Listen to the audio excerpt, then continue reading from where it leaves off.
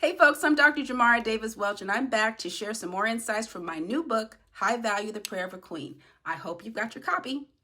As a recap, previously I talked about Esther's deep reverence for God and her confessions for ancestral sins, specifically the sin of idolatry, which seems to have been the Israelites' proverbial Achilles heel, time and time again. Today I want to go deeper into her prayer.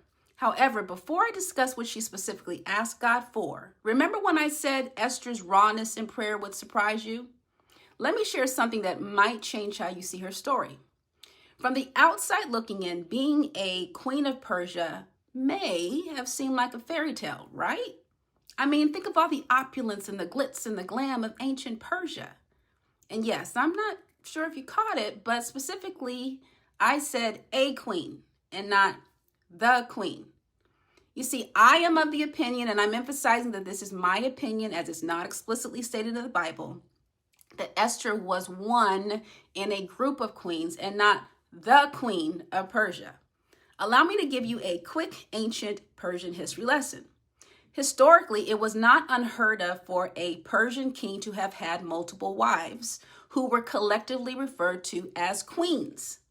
For example, during the Sasanian period, there was actually a whole hierarchy among these queens, from the queen of queens to the empire's queen, who was usually the mother of the king's heir. The Sasanian period was a period of later ancient Persians who kept the earlier Achaemenid period policies.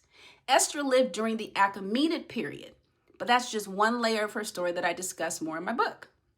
What's important right now is hearing Esther's actual words on how she felt from her prayer that's in the Septuagint and the 1611 KJV. She tells God, and I mean she gets real with God, that she hates her position, not just dislike, hate. She said she abhorred her crown like a menstruous cloth. Yes, you heard that right, like a soiled period pad. I know it's graphic, but I don't know how to sugarcoat it.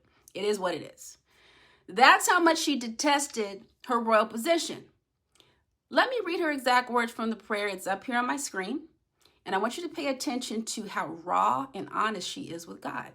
She said, "Thou knowest all things, and knowest that I hate the glory of transgressors, and that I abhor the couch of the uncircumcised and of every stranger.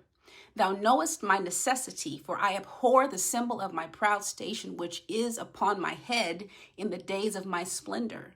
I abhor it as a menstruous cloth, and I wear it not in the days of my tranquility.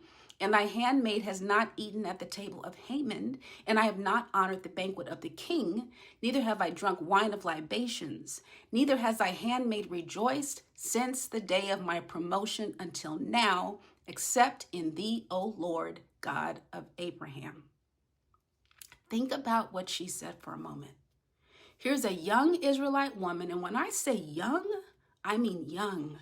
Esther was a teenager, forced to marry an uncircumcised Gentile king. Now, in our modern world where intercultural marriages are common, you might be wondering why this was such a big deal. I mean, here, listen, I'm asking you to put aside your own personal views, and I want you to understand that for an Israelite woman of her time, this wasn't just about marrying someone from a different culture.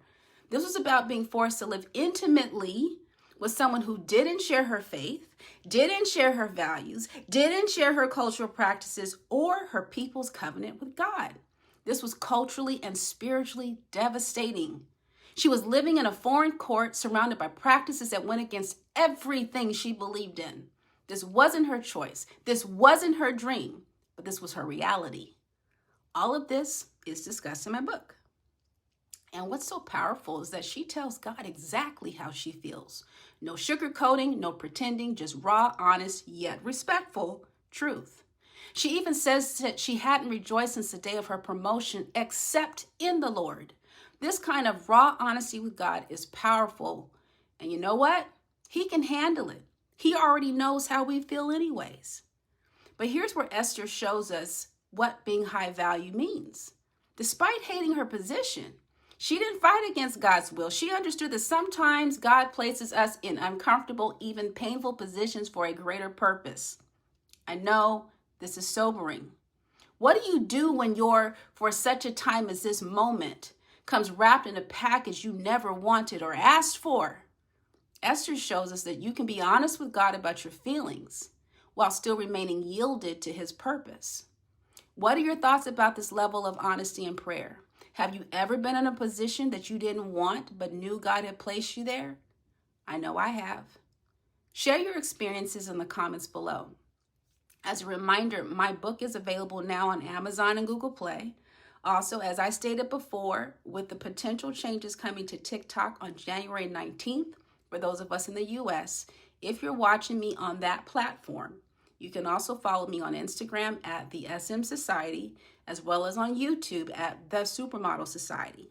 With that, as always, salama and barakah, in other words, peace and blessings.